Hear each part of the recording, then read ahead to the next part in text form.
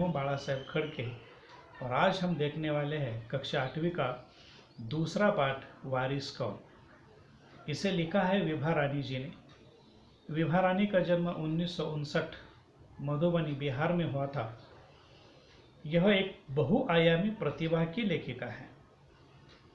इन्होंने कहानी, गीत, अनुवाद एवं नाट्य लेखन में भी अपनी लेखनी चलाई है। इनकी प्रमुख कृतियां देख लेते हैं।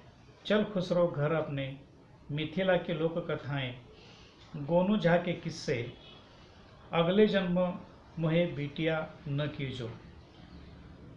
तो प्रस्तुत पाठ एक उनका वारिस कौन यह हमें देखना है। तो इस पाठ के माध्यम से उन्होंने हमें कहने का प्रयत्न किया है कि हमें समय और साधनों का सदुपयोग करके अपने जीवन को किस तरह से सफल बनाना चाहिए। यह सीख हमें इस पाठ के माध्यम से देखने को मिलती है।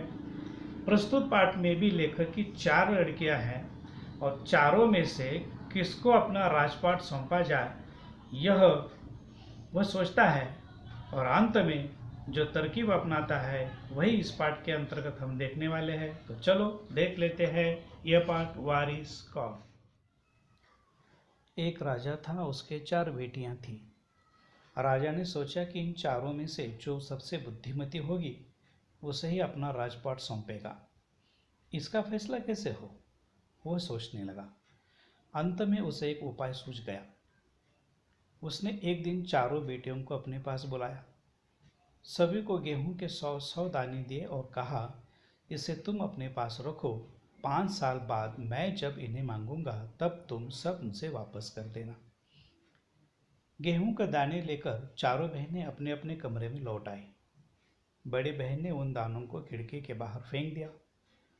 उसने सोचा, आज से 5 साल बाद पिताजी को गेहूं के इन दानों की याद रहेगी क्या? और जो याद भी रहा तो क्या हुआ, भंडार से लेकर दे दूंगी। दूसरी बहन ने दानों को चांदी की एक डिब्बी में डालकर उसे मखमल के थैले में बंद करके सुरक्षा से अपनी संदूकछी में डाल दिया। सोचा, 5 साल बाद जब पिताजी ये दाने मांगेंगे तब उन्हें वापस कर दूंगी। तीसरी बहन बस सोचती रही कि इसका क्या करूं।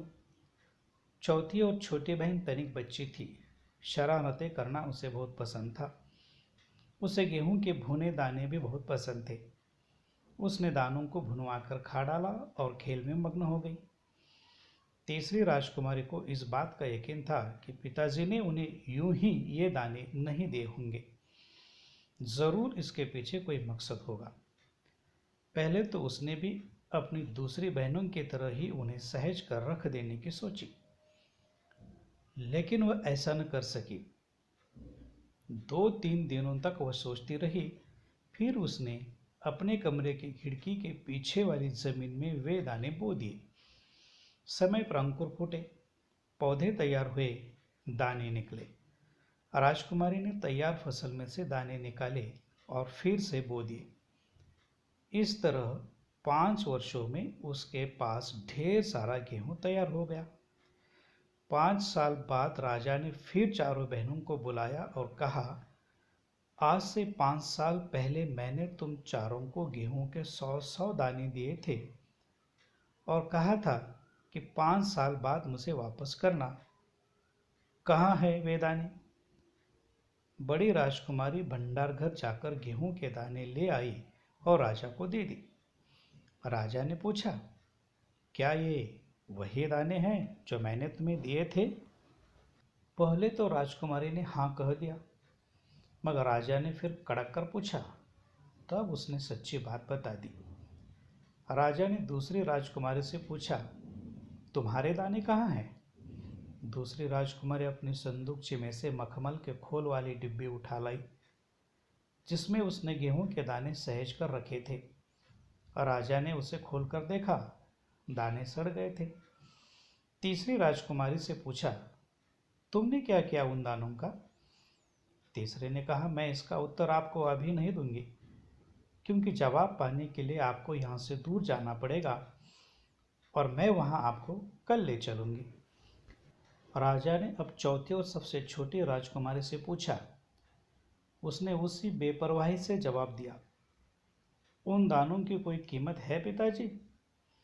वैसे तो ढेरों दाने भंडार में पड़े हैं। आप तो जानते हैं ना, मुझे गेहूं के भुने दाने बहुत अच्छे लगते हैं। समय उन्हें भुनवा कर खा गई। आप भी पिताजी किन किन चक्करों में पड़ जाते हैं? सभी के उत्तर से राजा को बड़ी निराशा हुई। चारों में से अब उसे केवल तीसरी बेटी से ही थोड़ी उम्मीद थी। दूसरे दिन तीसरी राजकुमारी राजा के पास आई।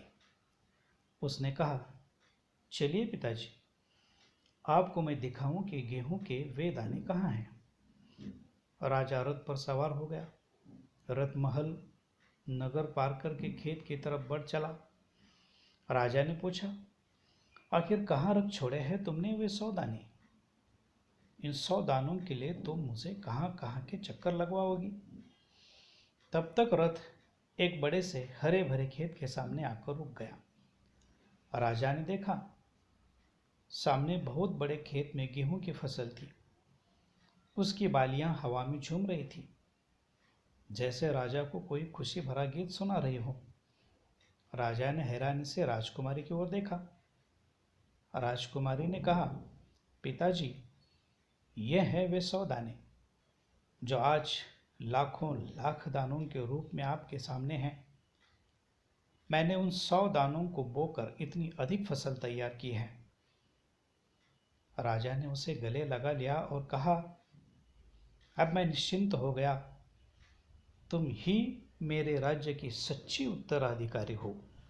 अगर पाठ आपको अच्छा लगता है तो लाइक कीजिए, शेयर कीजिए और सब्सक्राइब कीजिए। धन्यवाद।